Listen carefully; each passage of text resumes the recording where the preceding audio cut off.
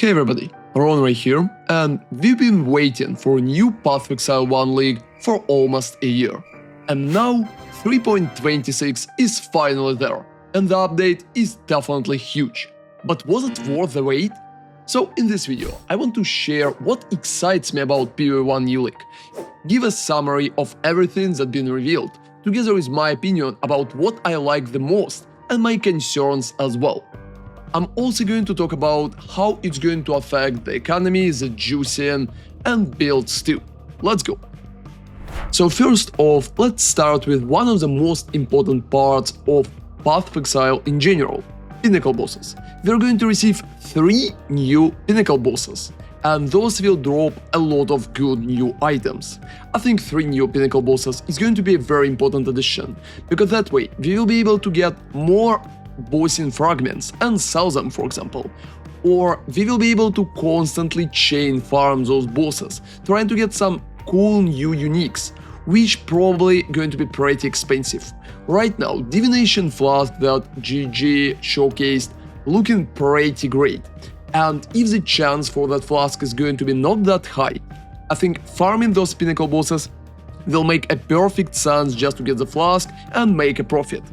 I'm definitely going to cover those after the game is going to get released, because I believe at least some of those Pinnacle bosses are going to be very good to chain farm. We're also going to receive additional new uniques, such as Starcaller X, for example, which is, in my opinion, could be a great idea to use with a Cyclone right now, as they showcased in the video too, because Cyclone is getting buffed, and I think more people will try to play it, and Starcaller will definitely find some place in the meta. Talking about the new uniques, as they're adding more of those, and they also showcased an amazing mage boots, which in my opinion going to be very good for all caster builds.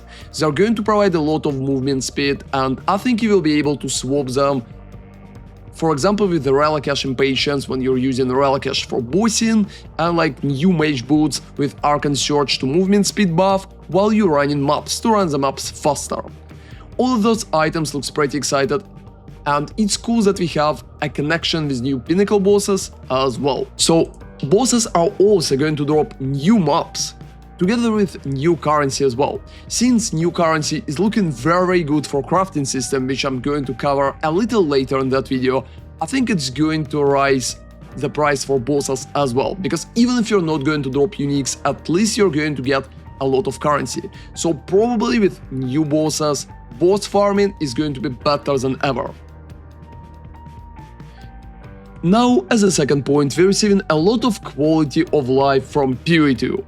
And a lot of people already saying like, thank you Path of Exile 2 for beta testing those cool quality of life updates. Right now we will have pause added to PoE 1. I think pause is going to help you to survive on a lot of squishy builds. Because in PoE 2, for example, you could just pause if you can see that your life is going down or situation is not nice, and just like exit the game. I think it's also going to boost survivability of people playing on hardcore significantly, because pause helped a lot of players before. On top of it, we are also going to receive like splinters dropping after Breach is finished. Breach is not really that popular in PoE 1, but I think it's a nice addition. Easier crafting for strong boxes, which will save you a little time here and there, and you will be able to right-click the orb to highlight what items it can craft. We're also going to receive additional QILs that we don't even have like in PoE 2. For example, map device right now will have additional small stash for like currency and maps. I think it will be much easier to add stuff in there and just restarts your maps faster. So if you're trying to juice and run as many maps as possible per hour, I think it's going to be a very good option for you. Horizon Orb will currently also reroll Guardian maps, so it will be easier to run like different Guardians, especially on Souls of Found. On trade is probably going to make all the Guardians like the same price. They've been pretty close before, but I think right now they're literally going to be exactly the same. And Horizon Orb price by itself, in my opinion, will go up, because right now there will be like more usage for it.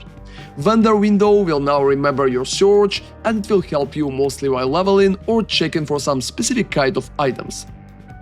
We will also have longer text in search window, and right now regex is going to be better than ever, because we will be able to add like more text into regex, and that way it will be easier to sort maps. Because before we've been constantly hitting the character limit, especially when I, for example, needed a very specific set of maps too. And as League mechanics, they're also adding Mercenaries, so we will be able to get like some Mercs for ourselves. The biggest buff from Mercs is probably just like a currency increase, together with the potential for Aurabotting. I'm currently thinking that Mercs, especially for proper endgame builds, are going to be like a personal Aurabot that just like running for you and providing cool bonuses. You will be able to use that as people used like animated guardians before and just stack a lot of cool items on it.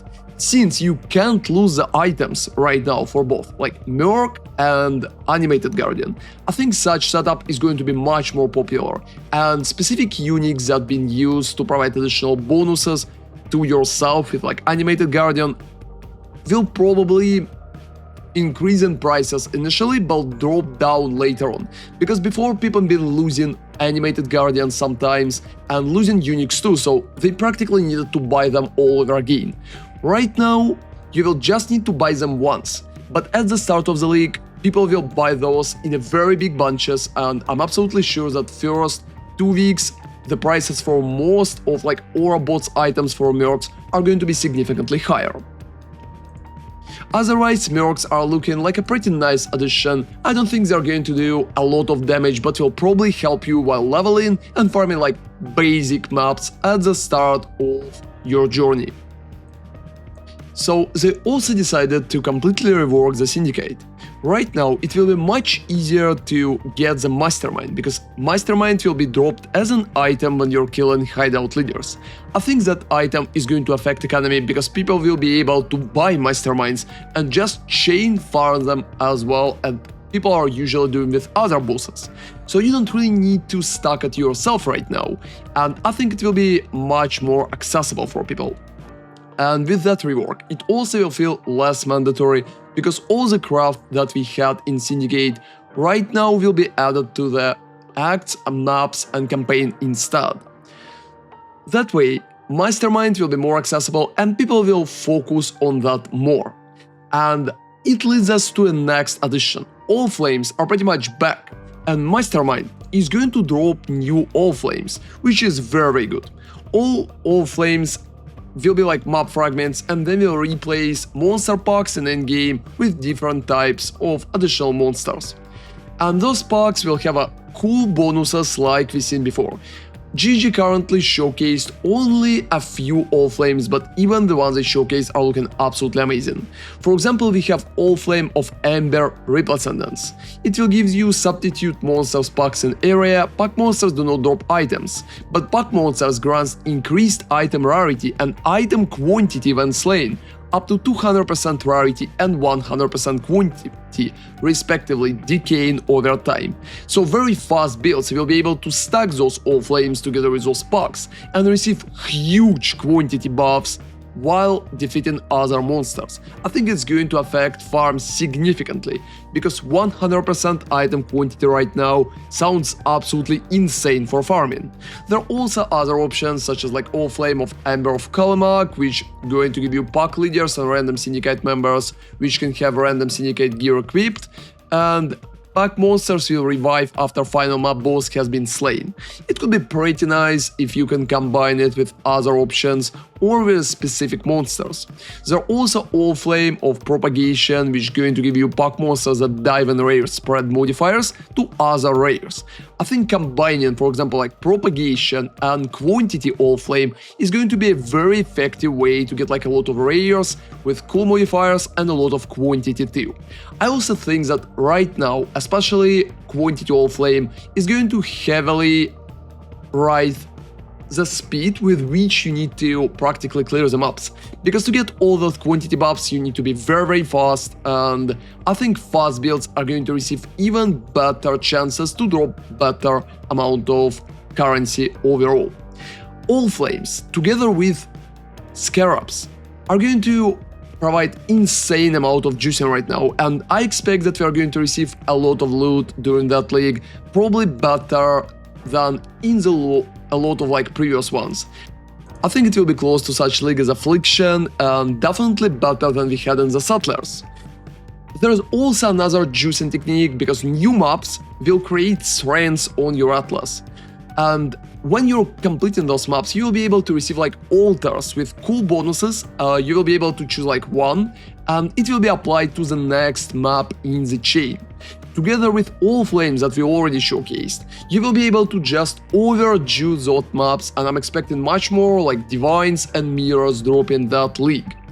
Because we will have a lot of more loots, and since we have like those strengths on the atlas, I think tier 16 with the strengths right now could be a very good rival to tier 17 farm. It will be very interesting to see is tier 16 with like strengths will beat tier 17, or they're going to be like just kinda similar. But I think it's going to lower the price of tier 17 maps because there would be other options currently to farm, and not just spamming like tier 17 without stopping. I think it will also complement faster but weaker builds because running those tier 16 maps definitely going to be easier than running tier 17. On top of that, GG also added a lot of craft improvements, so I expect the craft to be better than ever that league too. We will have a new currency, like new crafting mechanics to increase the mod tiers. There are going to be an items drop with like memory strengths, up to 100. Those memory strengths are going to increase like tier of mods on your items. And we will also have additional orbs to interact with those memory strengths as well. Orb of Remembrance, for example, will let you add memory strengths to any normal equipment. So if you will have like very good base, for example, you will be able to just add memory strengths from the start and utilize it to craft better item, even if you don't have like memory strengths on it. I honestly believe that Orb of Remembrance will be like a very popular thing to craft with. There are also Orb of Unraveling, and it will consume all remaining memory strengths on item to randomly upgrade its mod tiers. So if, for example, you finish the crafting, item is not perfect but you want to improve it, I think Orb of Unraveling will come in a pretty good fashion. This orb effectiveness will be based on number of memory strengths that it will be able to consume. There are also Orb of Intention that can be used on memory influenced maps to reduce item drops, but improve the chance to find items with memory strengths. I think Orb of Intention going to be less popular than like Unraveling and Remembrance, but it could be used to farm like good bases that you will be able to craft or improve later on. They also added exalted orbs for Shaper and Elder for corresponding influences, and it's definitely going to be easier to work with both of them right now.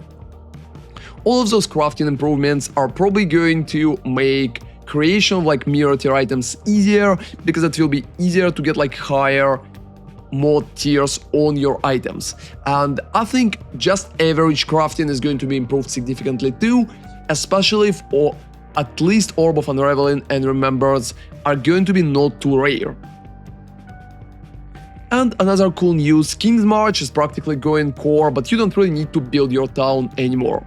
It just stays there for like free currency, you will be able to ship your stuff across the array class and receive the currency in the end. It's also going to provide like tattoos like it did before, together with some runes as well. I think that's a pretty nice decision, and it's going to make it much easier to get like currency for yourself, especially at the start of the league. And the last part is pretty much class updates. GG decided to update at least a few classes. Mostly it's going to be Berserker, Champion, like Guardian, Saboteur, Trickster and Elementalist. There are also a few changes to Hierophant as well.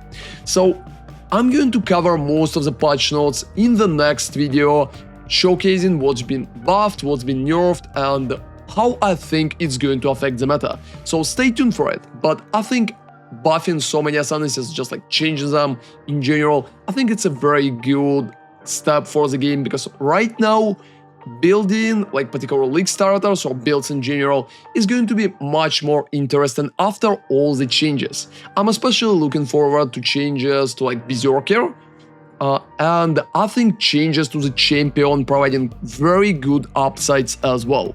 I'm going to talk more about that in the next video.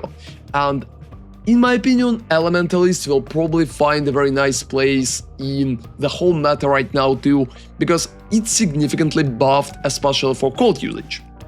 And all of those changes are pretty much leading us to the question, was it worth waiting one huge year? Well, some people would say yes, some people would say no, but update is definitely very big and there's a lot of content coming up our way. I think I would probably wish for a little more build changes or skill changes in general, but even like that, amount of content is pretty big and I think it's definitely worth the wait. We will see how it's going to affect everything in the game, but I'm definitely hyped for the release. Thank you very much for watching and let me know in the comments, do you think it's going to be a good league for you, do you like the changes and what you like the most? Because I'm definitely hyped for 3.26 release. ronarray out.